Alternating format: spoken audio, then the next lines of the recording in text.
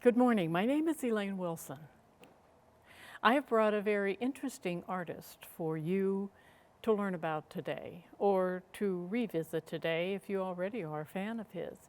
His name is Diego Velazquez. He will have worked after the period of El Greco, who I talked about with you the last time. But he will admire the work of El Greco a great deal. The two men do not work alike. As you know, El Greco was a Mannerist. He didn't work like, nor anybody else worked like him. However, Velazquez is also quite an individual. Both of them are Spanish. I call Velazquez the painter's painter. And towards the end of my program, I will show you exactly what I mean by that.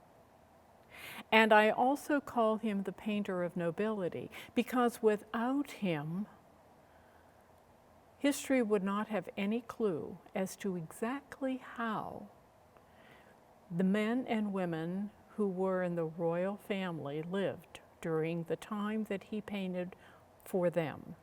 He was born in 1599 and he dies in 1660. I think it's time to take a look at who Diego Velazquez is. And I will start by talking to you first about his family. His father was a lawyer, and his parents were of what I call lesser gentry, which means that they had some noble lineage and lived nicely. So this man is not going from a level of poverty to being an outstanding, well-known Spanish artist of his day. He is well fortified by a family that can support him. He spends his time only in Seville and in Madrid. El Greco had gone from Crete to Venice, to Rome, to Madrid, and finally to Toledo. This painter will be raised and will work his early years in Seville. But he will eventually become the leading artist in the court of Philip IV. And I will be introducing Philip to you today and his wives, he had two of them, and his children, the ones that survived. And we'll take a look at how magically Diego Velazquez portrayed the royal family. This man will become a role model for other artists. I have talked to you about Manet. In the interest of equal time for equal service, I mentioned him and showed you some of his work when I discussed Manet. So today I will show you his work and discuss Manet and show you a couple of examples of how it was used. His Velazquez's work was used by Manet for inspiration. I will also show you some work done by Picasso and Dali that directly mirrors the work done by the man that they admire, Diego Velazquez. The other artist besides El Greco that Velazquez had a great deal of respect for was Caravaggio. Later in the program, I'll show you a painting of one of the Vatican officials that he painted during one of his stays in Italy to study their works. This is their home. And this doesn't look too pretentious. This is the outside. This is on the street. But this house, this is in a courtyard in there. It had two patios, 6,200 square feet and 12 rooms. As I said, this family did quite well. When he was young, probably about 14, he was apprenticed to Pachico. And Pachico will be his teacher for 6 years. Pachico is painted here by Velazquez, and you can see here the ruffled collar that you saw before in the works by El Greco, which was popular at the popular men's style at that time in history. This will change, and I'll point that out when we come to the slides. He will marry Juana Pacheco, and they will have two daughters. The youngest daughter sadly died in very early infancy, but the other one survived and ended up later years marrying somebody who is also a lesser known, but certainly an established Spanish artist. I think this is a darling picture of their child. His early works when he is in Seville are religious, and he also did scenes that have to do with kitchens and taverns and the common everyday or even the lower class people. And I think you'll be amazed at how he ennobilizes every subject that his brush attends to interpret. Characteristics of his work, you can tell that from this little girl. Exceptionally realistic, dramatic light, and he respected Caravaggio, who also was very interested in light. His early years, as I mentioned, were spent in Seville, but when he moved to Madrid, and he was then secured by Philip IV to be his court painter, he never returned again to Seville. And this piece, just to give you an idea of what Velazquez's work is worth in today's world, this piece, which was done in 1622, in 2007, sold for this price. So the cost for these pieces is extremely high, and they are extremely people are extremely interested in seeking out any opportunity to buy one. Most of them go to museums, certainly. This piece is a popular one he did. It's called Old Woman Cooking Eggs. And this was done during the time he's in Seville. He's there until 1622. I want to show you a couple of things about this, and as I mentioned to you in the last slide, Caravaggio was one of his idols, and if you remember back when I discussed Caravaggio's work with you, I talked about his strong light sources, and this is the conversion on the road to Damascus. You may remember the piece, and if not, it's on YouTube, and you can always swing back and take a look. A lot of interesting things going on in it.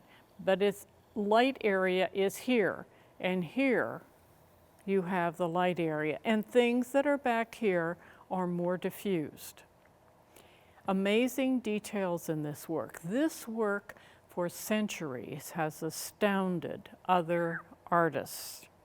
Take a look at the squash that the young man is holding, and the interesting way that it's tied with the string, and how he has shown all of this with a great deal of care. And also another thing that just is awe-inspiring to other artists is how he did the eggs in that bowl. It's not an easy thing to be able to paint so realistically. And there won't be time today, but if you could sometime take a look and allow your eye to wander around and see everything else that is going on in this piece. And this is an old woman, and she's poor, but he has not shown her pathetically. He has given her a noble air.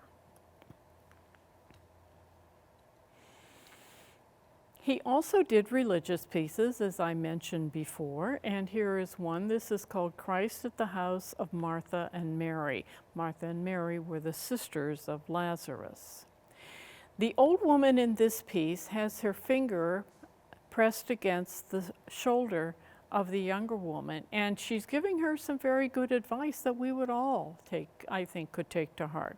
And that's not to expect to gain all your fulfillment from work alone, that there's more to life than that. And in this piece, you can tell that this woman is not happy, but perhaps thinking about what the other one has said to her. It's an example of a painting within a painting, because there's another painting up here. Art historians go around and around and around about what's going on. First of all, we do know that that is Mary, and we do know that that is Martha. But we don't know if this scene is a mirror hanging on the wall reflecting the rest of the room, an opening for a pass-through to the other room, or a painting that's hanging on the wall. We can't tell. But you can tell that Christ has his hand up and is saying to Martha, let Mary alone. She's doing what she wants to do. If you want to work in the kitchen, you go right ahead. But Mary has other things on her mind. So it's again just a reminder to all of us to allow people to be who they are. This is interesting. The woman that you see here might have looked vaguely familiar to you, but she will now. Look at this. It's the same woman with pretty much the same clothing and headdress on. This is an extremely popular piece done by Velazquez, and as you look at the two figures in the front, don't forget to notice the one behind them, because there are three figures in this piece. And this man is the water seller, and they trudged all around through the hot, steamy streets of Seville, carrying jugs that were filled with water. You can see the streams of sweat coming down off the sides of the jar here. Velazquez left nothing out. And this man is connecting with the smaller child because they are both holding on to the same glass. And if you notice that glass, let me show you something. Do you see? There's something dark in the bottom of it. Even in today's time, one of the traditions in Seville is to place a fig in the bottom of drinking glass. You place the fig there so that the water will taste good. And they are still doing it today. So the young man is being handed a glass filled with water with a fig in it to give it a nice flavor. Look at the detail in the water seller's face. Velazquez was exceptionally talented with his brush. As many other artists have done, and you're well aware of this, he painted the subject more than one time. Often it would be because somebody saw it and wanted their own copy. These copies are not, these two are not mirror images of each other, or they are not alike. The two figures in the background, one is more pronounced and more detailed than the other. Also, you will notice that this man is wearing a cap and he has none on. The positions of their hands and the objects that are in the paintings are very similar, but they are not exactly alike. Each statement is itself. But notice the tattered clothing, all of the details that Velazquez not only saw, but very capably included in his paintings. The young man might look familiar to you because he's the same one that was with the woman frying the eggs. It's the little boy holding the squash.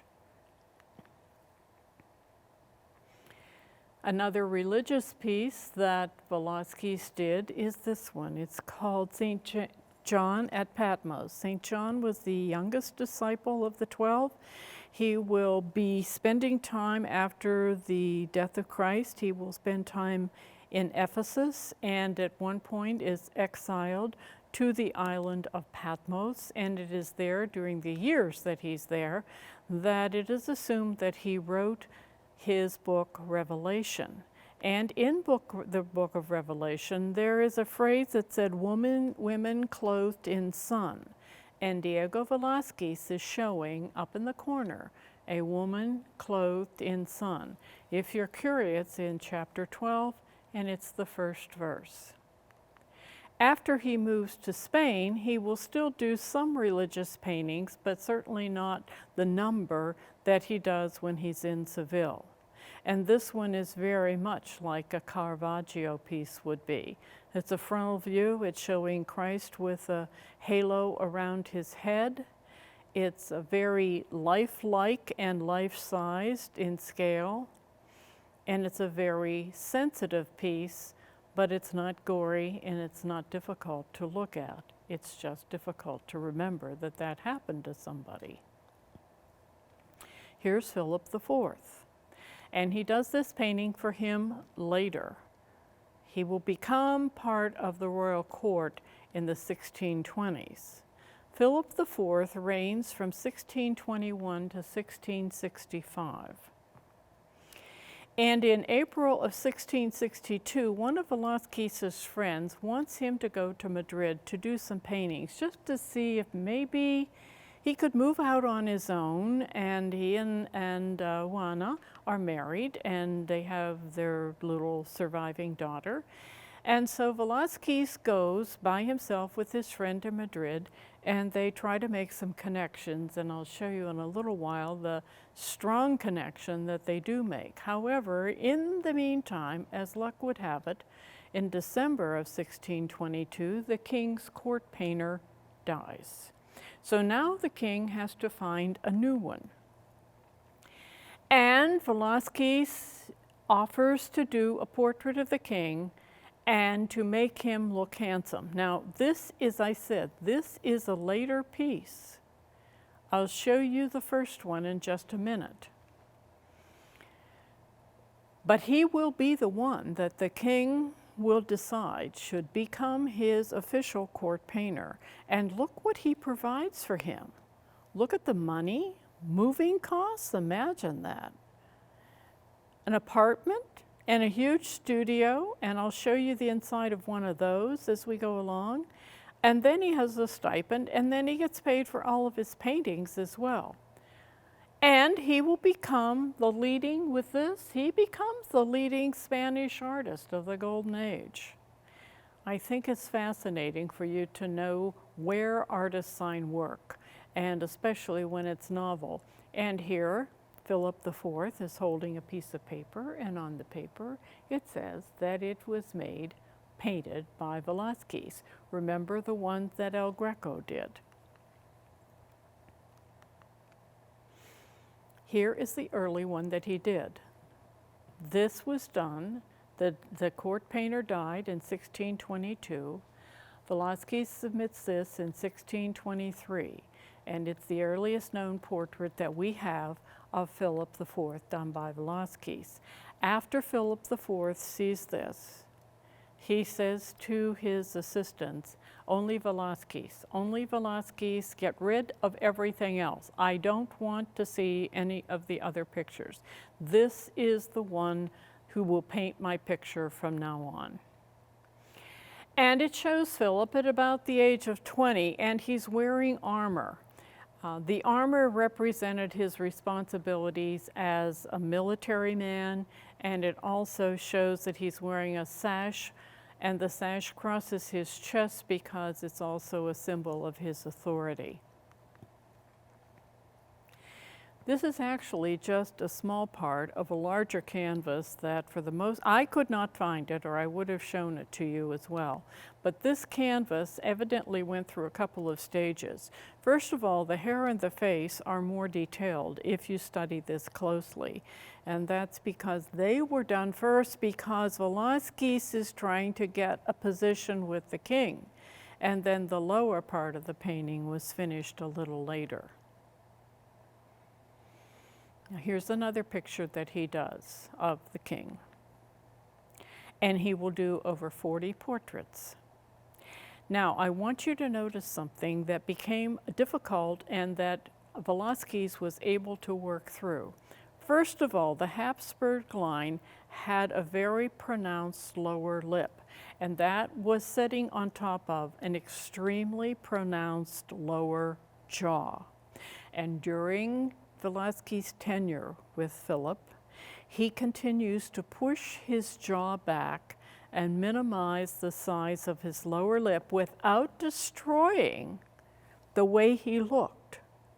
He wants to keep his image authentic, but he wants to make him as handsome as possible, and Philip, of course, is certainly not to get upset about that. Philip inherited a large empire when he became king, but you notice the difference in the collar? The Spanish people had spent and were spending a great deal of their money on wars, and so the country was not in good economic shape. And so the ruffled collars and the extravagance that it took to make them and keep them well, etc., was done away with, and this becomes now the new and only official collar for the men in Spain. Here's a picture of Philip hunting. Philip loved to hunt. He loved dogs, and he loved being king. So there he is with his dog in a French countryside, and I bring up an arrow here because I want you to follow it. You see where it goes? When this painting was cleaned, the officials found that Philip's leg originally came out here, and Velazquez has pushed it back. His hand was actually down here, and he took it up higher and rested it on the king's hip.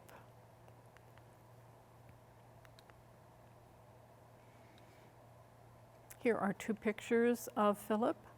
They look very much alike, but they are not. Take a look at the faces. This is an earlier one, and then Velazquez gets even better. Look, the jaw. Look how it's been pushed back. Oh, Philip was thrilled to death with him because he would do this. And he did it without any coaxing. I mean, he just did it. And the subject is standing in his royal garb, and the one he has a chain across his chest. Both of them are holding cards in their hands, and what would you expect would be on those cards? I think you probably can make a safe guess. He's standing a little different in each one, but many paintings by Velazquez of the king. Here are two that were done later. Philip IV will live until 1665. Velazquez dies in 1660. And they, throughout their lives, their time together, have interest in art, interested in dogs, and interest in hunting. And this picture, which looks a little less finished than this one, is the last one that Velazquez was working on before he died.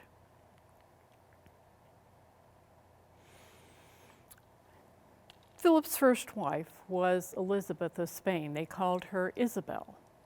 And she will reign with him, and she is the daughter of Henry IV of France. Her brother is Louis XIII, so she is certainly someone with some royal blood in her veins. And she marries Philip when she's 13 and he's 10. Now, the fact that she doesn't have the pronounced features of the Habsburgs is going to help a little with the children that they have. They have two children, Balthazar Charles and Maria Theresa. At the very end, you're going to see where we marry off Maria Theresa, but until that time, there are some miles to go here. Prince Balthazar Carlos is standing here with a dwarf, and he is wearing the red sash that his father wore in the painting that Velazquez did to get his attention and become the court painter. The dwarf is holding an apple and a rattle toy. It was popular at that time in history for the royalty to secure the services of dwarfs. And the dwarfs were little people, but they were aged or older people. And so they could be with the children, but they wouldn't overpower them. And they could move with them as almost like a playmate, and yet at the same time, they're responsible, where the child is still a child. As Balthazar would have grown, the dwarf would eventually become somebody who would be more of an amusement to them than a servant. Here is Balthazar as a little older, and he has a little bit of a jaw, but not much. There he is as a young man, and here he is standing very much like the picture you saw of his father earlier, and he will become heir of the Spanish throne at that time. There is a picture that Velazquez did of him on a horse. Balthazar doesn't live. He gets smallpox when he's 17 years old, and so in 1648 he died. And 2 years after his mother's death. So Elizabeth also is passed by this time. She died when he was 15. The painting that you see here is awkward. There is no question about it. These little tiny splinter-like legs and this humongous body, and you go, what is that all about? The practice at that time in palaces was to use the space that's usually vacant above a door jamb to put a painting. And so this painting was designed to be seen from down below, quite down below. And in that case, then, the horse would have an enlarged lower area, and the child would get smaller as he went up in the saddle on the back of the horse. Here's his sister, Maria Theresa. Isabel died when she was only 6 years old, so she really barely knew her mother. She wears her hair in this style. This is a very good fashion statement because it's pretty much the way the Spanish royalty dressed at that time. She will eventually end up marrying Louis XIV of France, and you'll see a painting of the beginning of that celebration. She will die, and she's 44 years old, and she dies at Versailles from an abscess in her arm. Now, the abscess was not the cause, but it created the problem because it gave her blood poisoning, and it was as a result of blood poisoning that her death came. She will deliver to the king 6 children, but only one of them will survive. This is the man who's the connector initially between Velazquez and Philip IV. This is the Duke of Olivares. He was a very, very favorite of Philip IV because this man had a great deal of swagger and confidence, and he just moved and grooved, and Philip tended to be a little more timid and shy and was not so anxious to step forward quickly. And so with him, with the Duke at his side, he became much more of a brave, adventuresome king. If you notice the Duke's baton, he's pointing in this direction because there's a battle scene out there. Also notice this horse. Notice how big its haunches are and its back legs and how it gets smaller. It was another one of those pieces designed to go above a door. The position that the Duke is in hides his rather bulky body, and I was able to find this to show you. There he is in all of his splendor. This is a large, bulky man, a man who would command attention if he was in the room. The Queen Isabella, not like him at all, because the king had a lot of affairs. He was never satisfied. In fact, he even has one illegal son out of this whole business.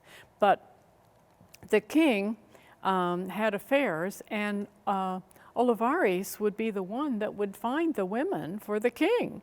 So naturally, the queen is not going to find this to be a very agreeable person to be around. The queen is dead. Isabella is gone. The king still is looking for a wife, and now he's going to marry Mariana of Austria. He was her uncle.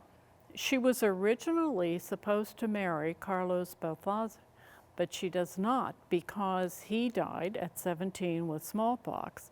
So now King Philip steps in, and he said, well, he would marry her. The night of the wedding, Maria Theresa and Mariana ran through the halls of the palace screaming and yelling and having a wonderful time. They're teenagers. They're 14, 15 years old. So she becomes more regal, but at the time, that night, she was having a pretty good time. They will have between them 5 children, and 2 of those children will live. She dies when she's 61 of breast cancer. After Philip's death, she became the regent for their son, who was Charles II. He was only 4 at the time, and he almost looks like a girl with his hair in this style. But this is Charles II. This is their second son. I'll show you the other one who doesn't survive. I'll show you him in the next slide. At the time that he was born, Philip was already 57 years old. And this man will be, Philip II, will be the last of the Habsburg line. And I point out some things about it. Velazquez, of course, is going to try to flatter him, but this young man had inherited all of the worst Habsburg traits. He had trouble speaking, he had trouble eating, his jaw was extremely large. He was 4 years old before they could get him to speak clearly. He could make noises, but he couldn't speak clearly because, again, there was just too much jaw out here and his lip was lower. So this is actually a flattering picture that Velazquez has done of him. This was his brother that he never met because Philip Prospo dies 5 days before Charles II is born. Philip Prospo was their first son, and there were huge celebrations when he was born. And Velazquez will show, and I'll point this out when I get finished with my information over here, I'll point out what's going on here on the front of Velazquez. Velazquez loves this small child and tries very hard to show him at his best, and certainly does, I think, a good job. But I think he did not inherit some of the Habsburg traits, so he already had a face that was more acceptable to just painting as it was. But this small child is an epileptic. And then he has immune deficiencies, and nobody's sure if he died of smallpox or appendicitis.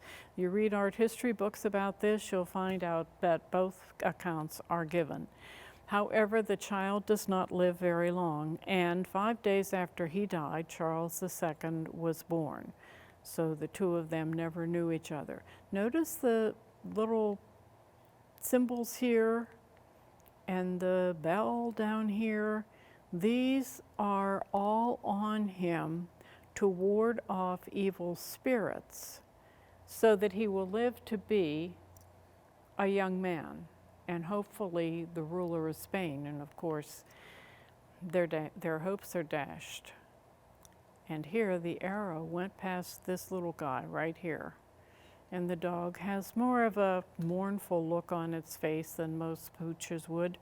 And it's because it's almost as though he's a forewarning for the short life of this special child.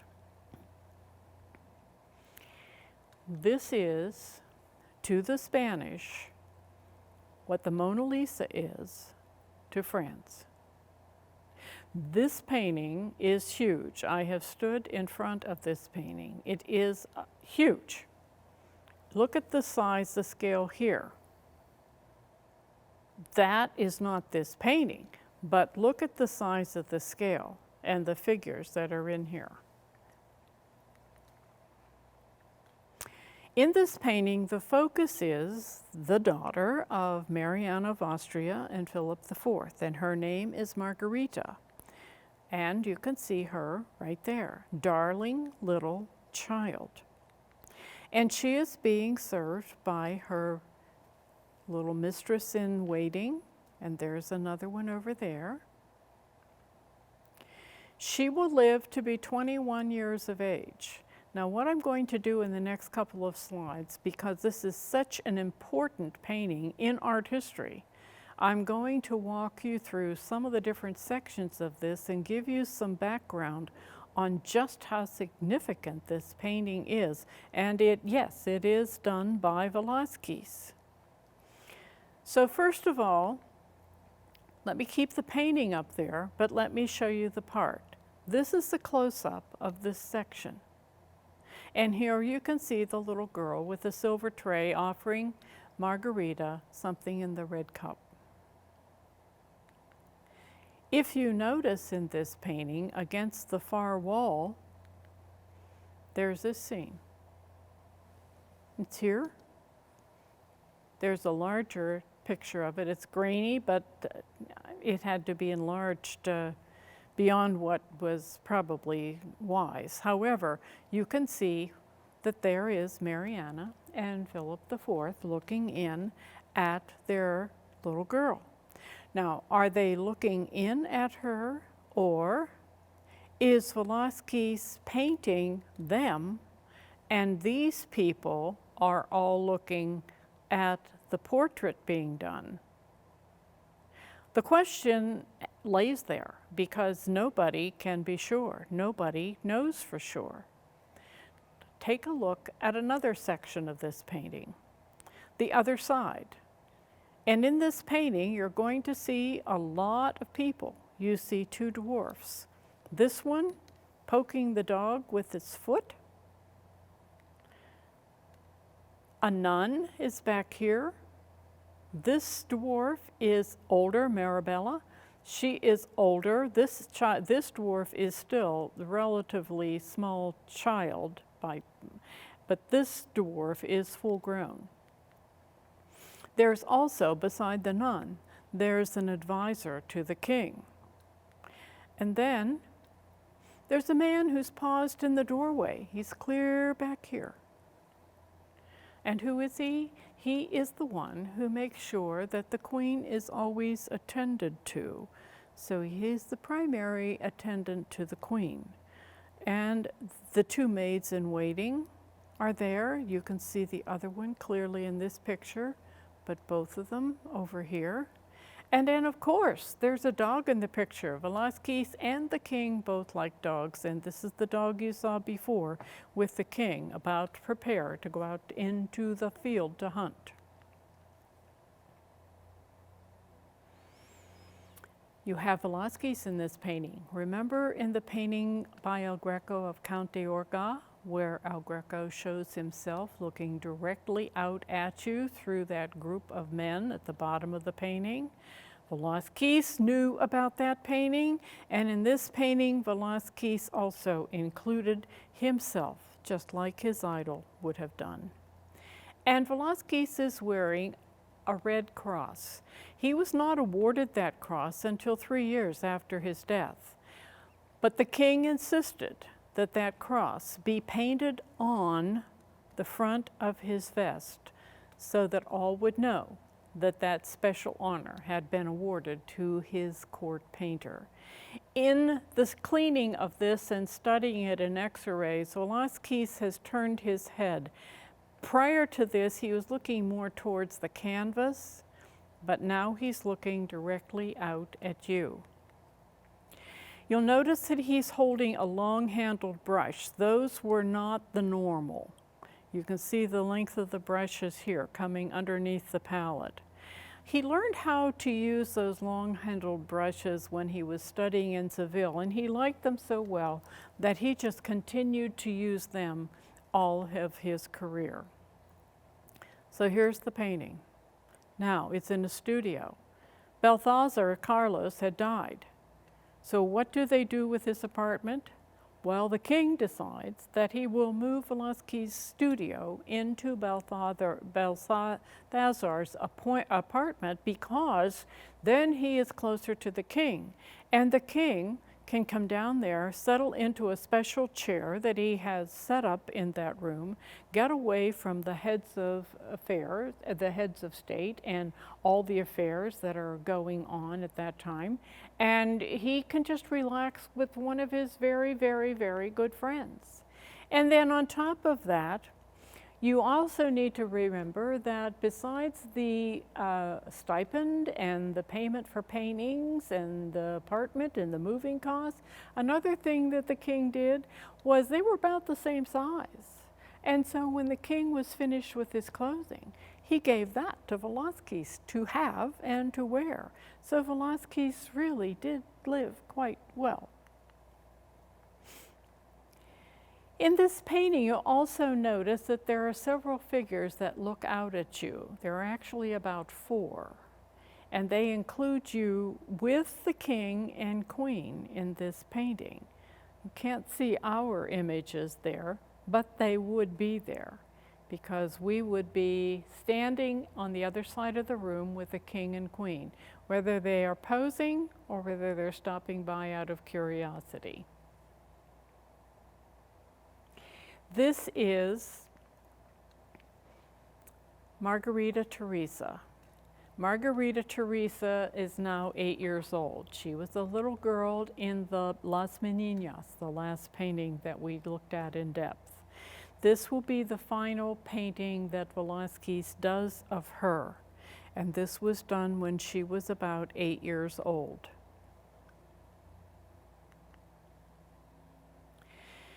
She will be 15 years old when she is married off to her uncle, Leopold I, who's the Holy Roman Empire.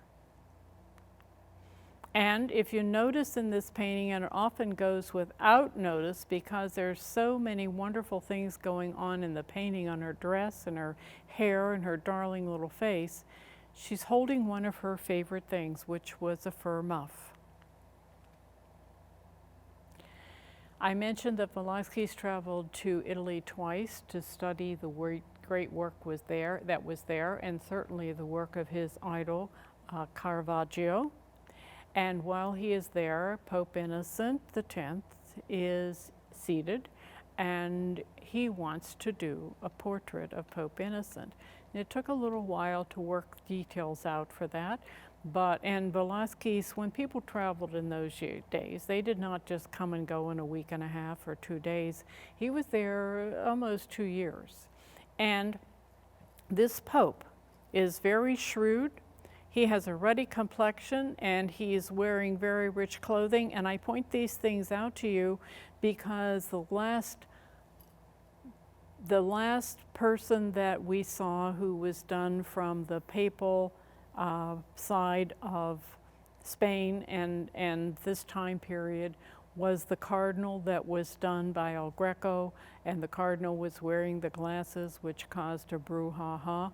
However, Cardinal was in this voluminous red outfit. Notice, Velazquez has not done that.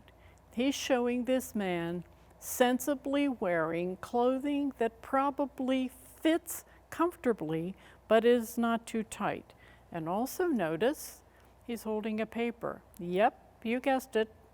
That's where Velazquez signed his name, and the Pope liked the painting very much. Velazquez did not work alone in his studio. He had an assistant, and his name was Juan.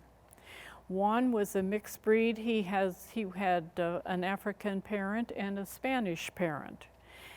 He was not a midget. He was not a dwarf, but he was a young man who relied on the royalty for his existence. So he worked in the workshop of Velazquez, mixing paint, cleaning brushes, doing whatever needed to be done. Velazquez takes him to Spain with him when he goes on a trip in 1650, and he feels such an empathy for him and wants so much for him to have his own life that he freed him from his slavery. So he was no longer, after 1650, he could work for Velazquez, but he was no longer considered a slave or a servant.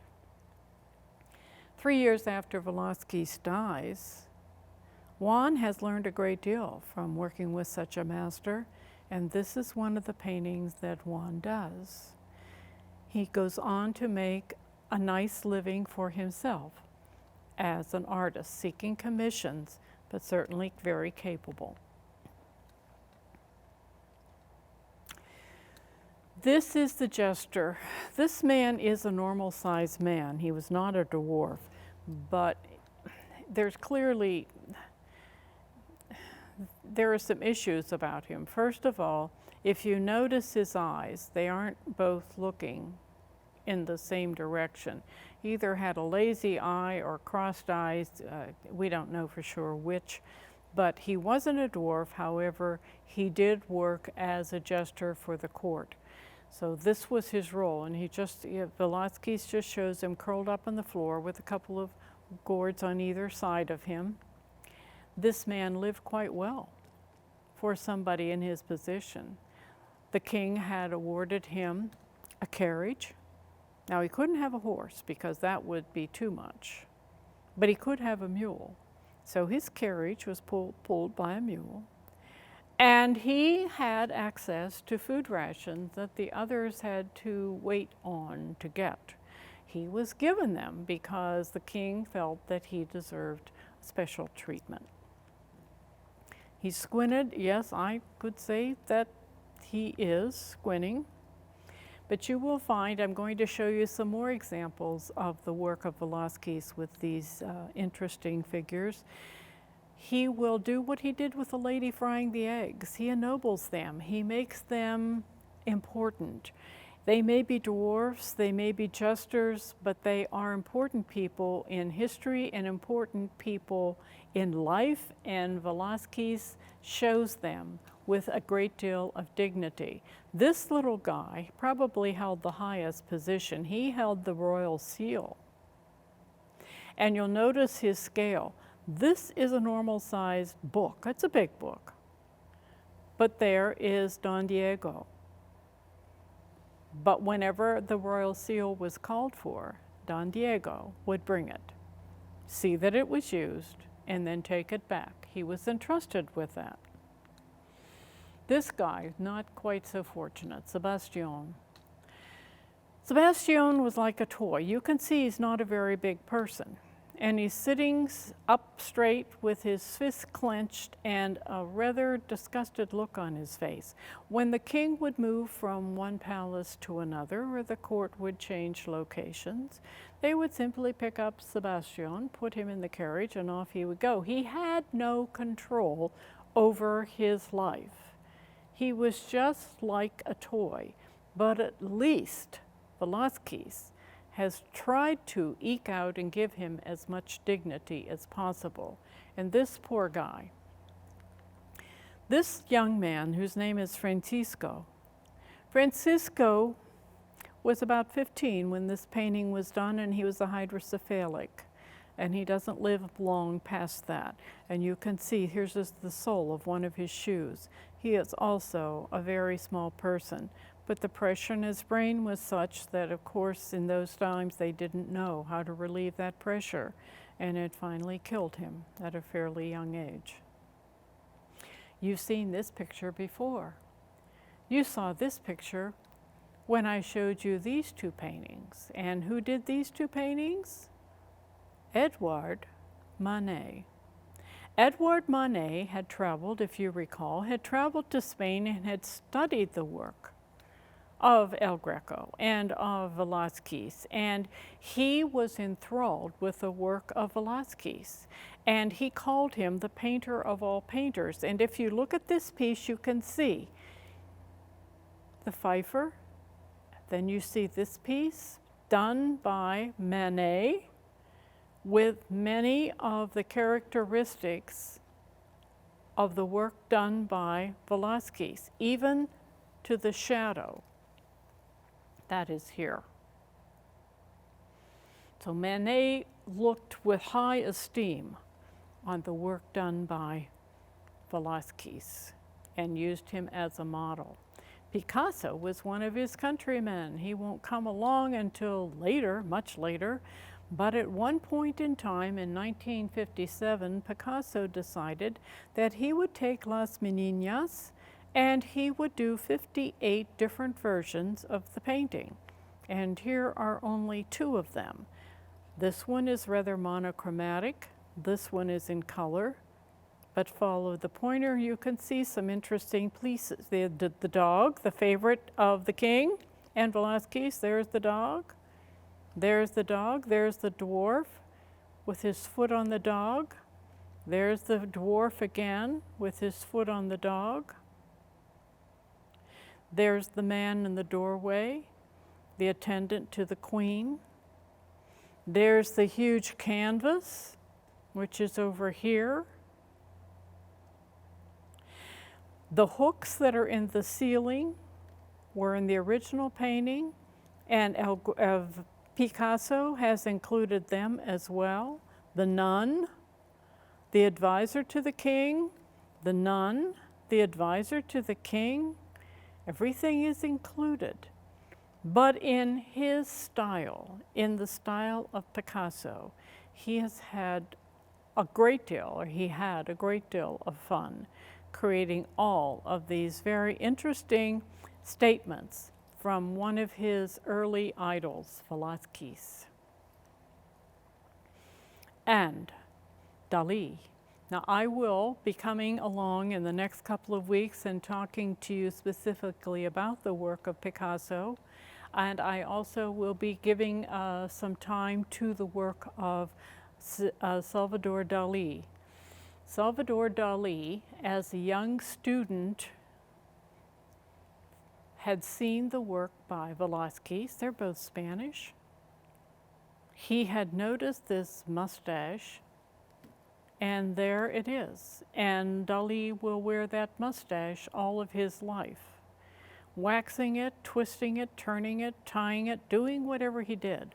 Velazquez was satisfied just to have it, but Dali will use his to play with and to change his appearance. Here he is with Philip, and Dali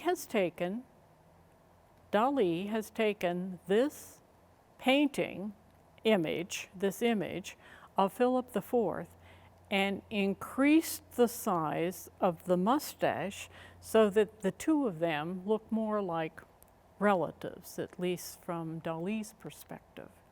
Now, what does he do? Well, there's Sebastian. There's a little guy that was treated like a toy. What does he do? Look at, he's got fried eggs all over him. He has fried eggs all over him because remember, Dali will be, or you'll learn about Dali, he becomes a surrealist artist. So things that are not.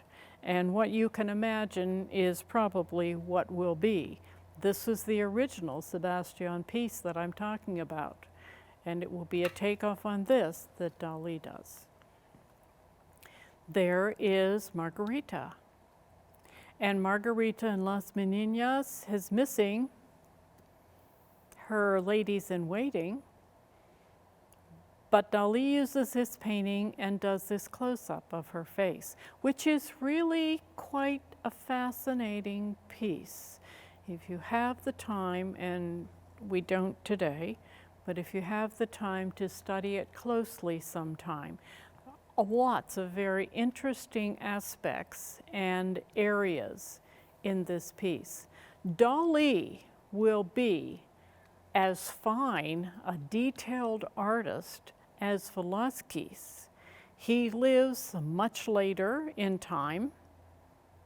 He works completely differently from Velazquez, and he is not going to be working for the royalty in Spain.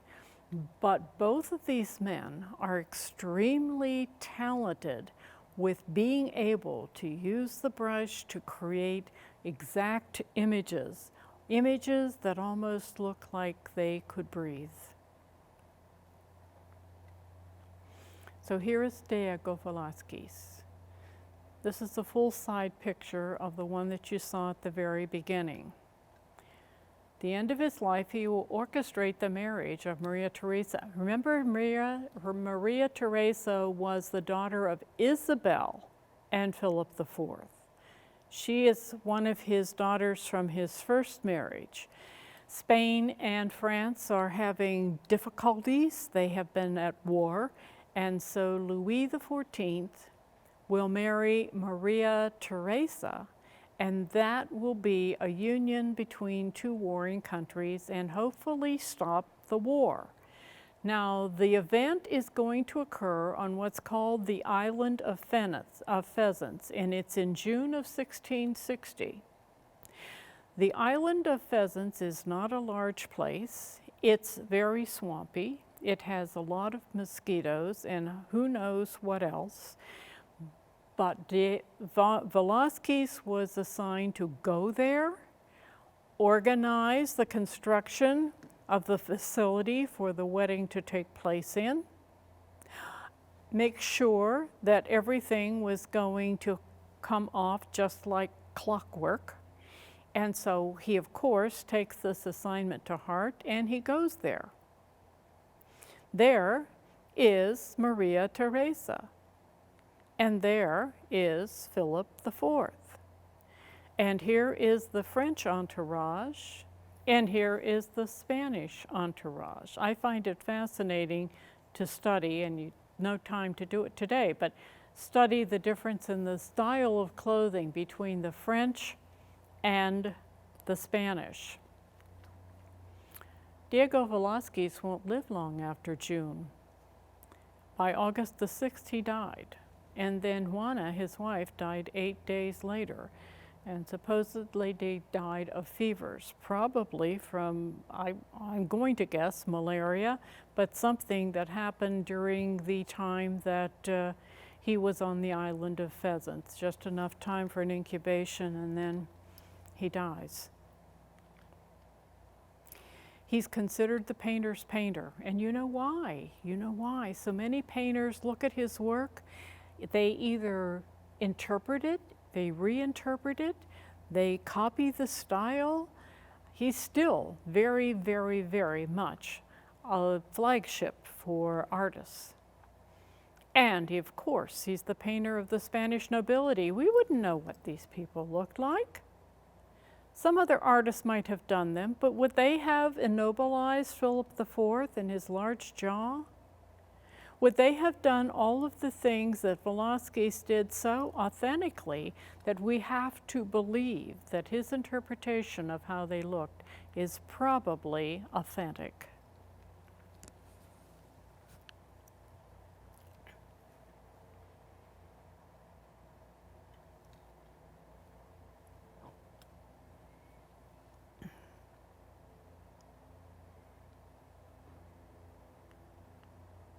If you have any questions or any comments about today's presentation, please don't hesitate to be in touch. There are none, so again, evidently I satisfied your questions and hopefully gave you some additional information about what I consider to be a really talented, wonderful, gifted art genius who has given the world just such magnificent examples of what man can do with the brush and some oil paint. The next week's artist is going to be completely different. His name is Goya. And Goya is going to paint what I call the personality of Spain. He will work for the royalty, but he will also create paintings that are unlike anything you've ever seen. This piece is a beautiful study that he does early in his years, but I will transport you from his early years into the end of his life when he finally ends up in France because he's so upset with the Spanish government and he wants nothing to do with them. But at the same time, by the time he gets to France, he's gotten into a fairly dark period. But I will walk you through how and why that happened and show you some examples. There is a handout available on Goya at askpresenter@willowvalley.org, and you're more than welcome to ask for one of those. And again, as I have said to you before, the presentation, the advertisement in your bulletin, and the handout that I make available for you are not going to all include the same information. So do keep in mind that if in either one, the bulletin or the handout, I refer to something and then you either miss it or I don't make it clear to you when I do the lecture and you want to explain more, please be willing to get in touch with us, either me or get in touch with willowvalley.org, and we'll satisfy whatever your needs are as best we can. I always enjoy coming and speaking with you. I look forward to next week and bringing you the fascinating work of the artist Francisco Goya. He is just also quite an amazing personality himself, along with painting the personality of Spain. In the meantime, stay safe, stay healthy, but be active and enjoy your life, because this is the only one we've got. Take care. Bye-bye.